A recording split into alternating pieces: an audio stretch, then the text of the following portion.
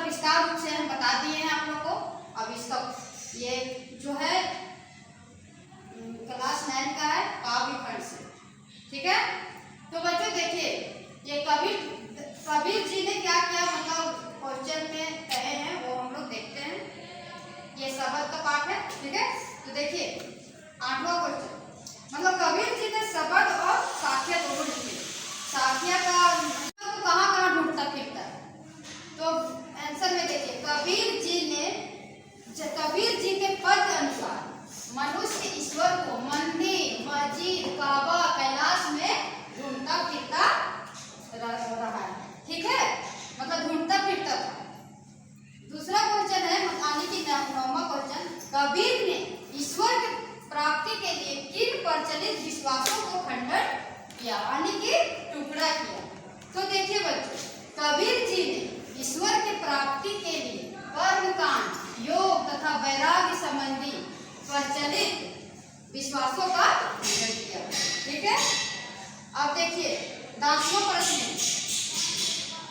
कबीर ने ईश्वर का सब श्वासों का श्वास क्यों कहा, सब श्वासों का श्वास क्यों कहा। तो देखिए बच्चों, ईश्वर घट घटवासी है, मतलब ईश्वर घट घटवासी है, इसलिए उसे सर्वव्यापी माना जाता है, इसलिए उसे सर्वव्यापी माना जाता है। कबीर जी ने उसकी इसी विशेषता के आधार पर श्वासों की श्वास में माना है। आज में हम 11वां क्वेश्चन करवाने जा रहे हैं और शब्द के बारे में हम जानते ही होंगे कि इसको लिखने वाला कौन थे, कबीर थे ना। अब कितना अच्छा बात लिखे थे आंधी से रिलेटेड। इसमें एक और साखिया भी था, 2 लिखे हैं। साखिया जो 4 लाइन का होता है वो साखिया कहलाता है, शब्द होता है उसमें 4 से ज्यादा लाइनें होती है, ठीक है। तो देखिए बच्चों कि शब्द में क्वेश्चन क्या क्या है। जो 11वां क्वेश्चन क्या बोला, कबीर ने ज्ञान के आगमन की तुलना सामान्य हवा से ना कर आंधी से क्यों की।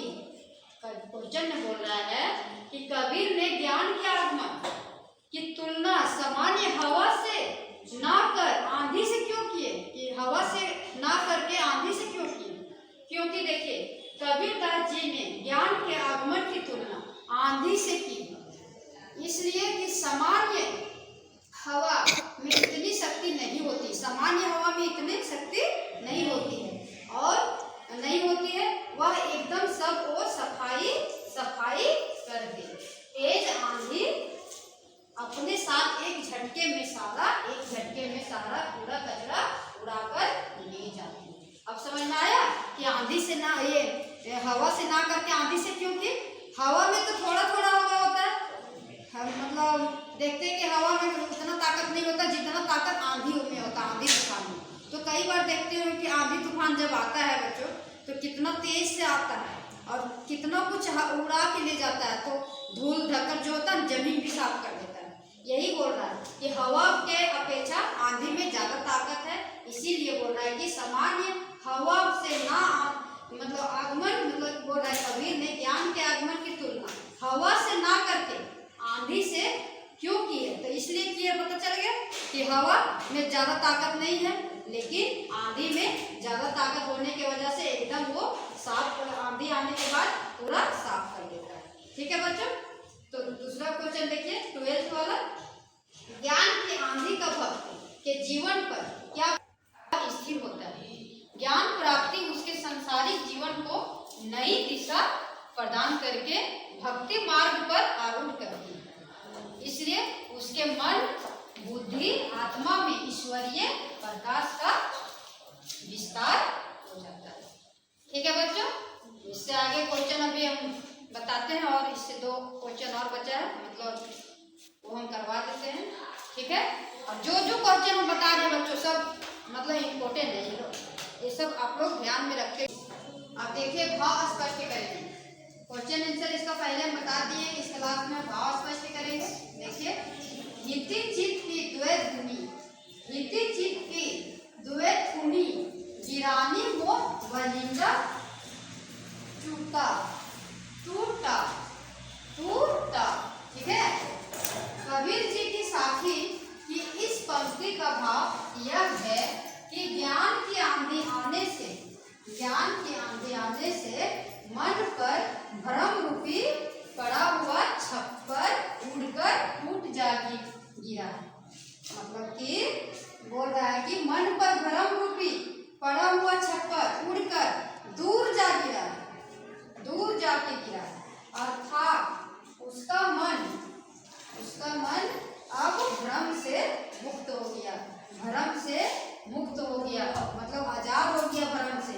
माया रूपी रस्सी ने जिस मन को बांध रखा था, ज्ञान रूपी आंधी से वह बंधन भी खुल गया था। जिसको बांध रखा था वो आंधी से वह खुल गया था। मन में राग द्वेष रूपी अस्तर गिर, मन में राग द्वेष रूपी अस्तर गिर गए हैं तो भ्रम को मजबूती देने वाली मोह रूपी बंधेर में टूट जाता है।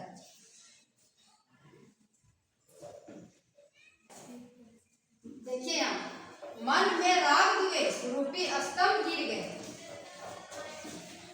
हैं, भ्रम को मजबूती देने वाली मोह रूपी बंडेर टूट गई। ठीक है, अब दूसरा भाव स्पष्ट क्या है क्वेश्चन देखिए। आंधी पीछे जो जल बुठा प्रेम हरि जल भीना। तो देखिए इसका क्या बोल रहा है। कबीर जी की साखी की इस पंक्ति का भाव यह है कि ज्ञान रूपी आंधी के पश्चात सच्चे आनंद, मतलब सच्चे आनंद की वर्षा में हरि का भक्त अर्थात साधक भीग कर उसमें मग्न हो गया। ठीक है बच्चों, ये भाव स्पष्ट का क्वेश्चन है, ये भी इम्पोर्टेंट है। ठीक है, समझ में आ गया ना? तो इसको आप लोग याद कर लीजिएगा और ये बहुत इम्पोर्टेंट है। भाव स्पष्ट करने के लिए क्वेश्चन दे दे।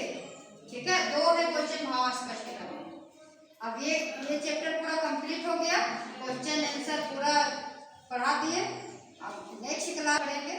ठीक है, ये क्या है, राहुल संक्रियन है, उसको हम चैप्टर पढ़ेंगे।